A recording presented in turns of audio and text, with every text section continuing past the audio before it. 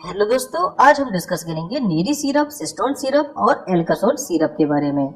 यहाँ पर हम जानेंगे कब कौन सी सिरप का यूज किया जाता है और साथ ही साथ जानेंगे यहाँ पर इसकी डोज के बारे में, मतलब कि एडल्ट डोज क्या होती है और इसमें चिल्ड्रन में कितनी डोज का यूज किया जाता है।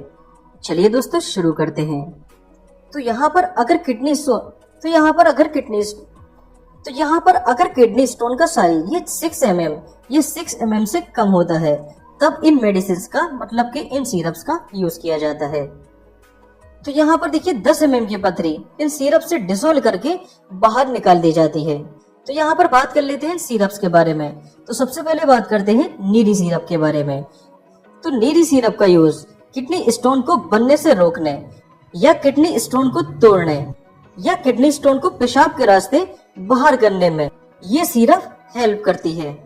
और इसका नेक्स्ट यूज होता है यूरिनरी ट्रैक्ट इन्फेक्शन, जिसको हम शॉर्ट फॉर्म में यूटीआई के नाम से जानते हैं।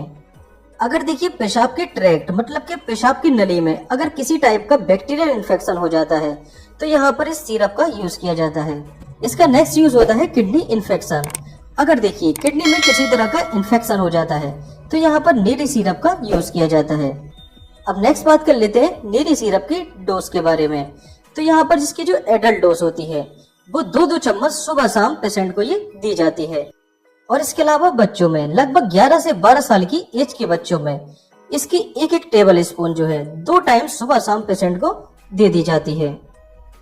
नेक्स्ट बात कर लेते हैं सिस्टोन सिरप के बारे में। तो सिस्टोन सिरप का भी यूज किडनी स्टोन को बनने से रोकने में या किडनी स्टोन को तोड़ने में या किडनी स्टोन को पेशाब के रास्ते बाहर निकालने में इसका यूज किया जाता है। और जिस तरीके से नीरी का यूज यूटीआई के केस में होता था, यहाँ पर भी देखिए सिस्टोन के केस में भी यूटीआई में इसको यूज किया जाता है। तो यूटीआई के केस में भी नीरी का यूज कर सकते हैं और सिस्टोन दोनों का भी यूज कर सकते हैं। अब यहाँ पर बात कर लेते हैं इसके डोज के बारे में। तो एडल्ट के केस में ये 2-2 चम्मच सुबह शाम पेशेंट को दी जाती है। जबकि देखिए बात करें अगर चिल्ड्रन में मतलब कि लगभग 11-12 साल के बच्चे की अगर हम यहाँ पर बात करते हैं तो यहाँ पर 1-1 चम्मच पेशेंट को ये सुबह शाम दे दी जाती है। और इस सिरप का यूज खाना खाने के बाद करना चाहिए, मतलब कि आफ्टर मील। नेक्स्ट सिरप आती है सिरप एल्कासोल। इसमें होता है डाइसोडियम हाइड्रोजन सिट्रेट। अब बात कर लेते हैं एल्कासोल सिरप के यूज के बारे में। तो एल्कासोल का कहाँ पर यूज होता है? तो इसका पहला यूज होता है गाउट के केस में। गाउट मतलब होता है गठिया।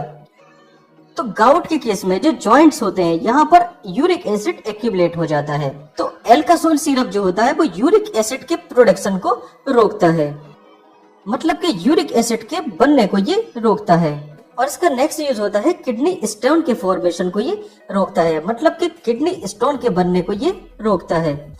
और इसका नेक्स्ट यूज अगर देखिए पेशाब करने में पेशेंट को किसी तरह की डिफिकल्टी होती है, मतलब कि तकलीफ होती है, या पेनफुल यूरिनेशन होता है, मतलब कि दिक्कत से उसको पेशाब होता है, तो यहाँ पर भी एल्कासोल सिरप का यूज किया जाता है। और वैसे ही देखिए इसका नेक्स्ट यूज होता है यूटीआई के केस में, मतलब कि यूरिनरी ट्रैक्ट इन्फेक्शन।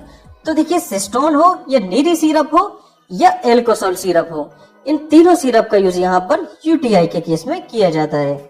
और एल्कासोल सिरप का नेक्स्ट यूज होता है ये यूरिनरी एल्कलाइजर की तरह काम करता है, मतलब कि अगर देखिए पेशाब की जो एसिडिटी है वो बढ़ जाती है तो यहाँ पर डाइसोडियम हाइड्रोजन सिट्रेट मतलब कि एल्कासोल सिरप जो है इसको न्यूट्रलाइज करके एल्कलाइनाइजर की तरह ट्रीट करता है। अब बात कर लेते हैं इसकी डोज के बारे में। तो इसको देखिए 12 साल के बच्चे को ये 1-1 चम्मच सुबह शाम पेशेंट को ये दी जाती है।